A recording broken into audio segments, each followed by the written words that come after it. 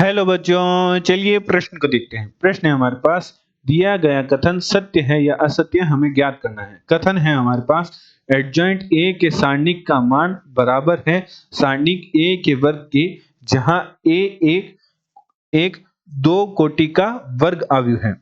चलिए सर्वप्रथम हम प्रश्न के लिए मुख्य अवधारणा लिखते हैं। मुख्य अवधारणा मुख्य अवधारणा में हम एडजॉइंट ए के सारणिक के गुणधर्म का अध्ययन करेंगे। माना ए एक n गुणा n कोटि का आव्यूह है।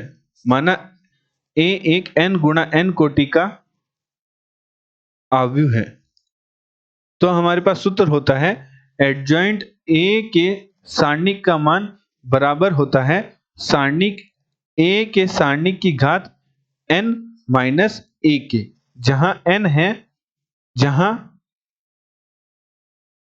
n होता है आव्यूह की कोटि।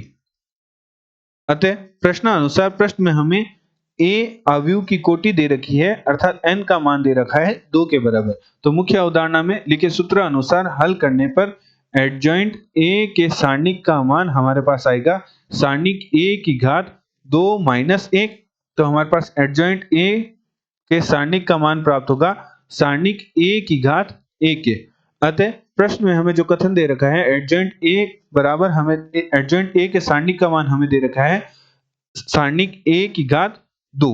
तो प्रश्न में दिया गया कथन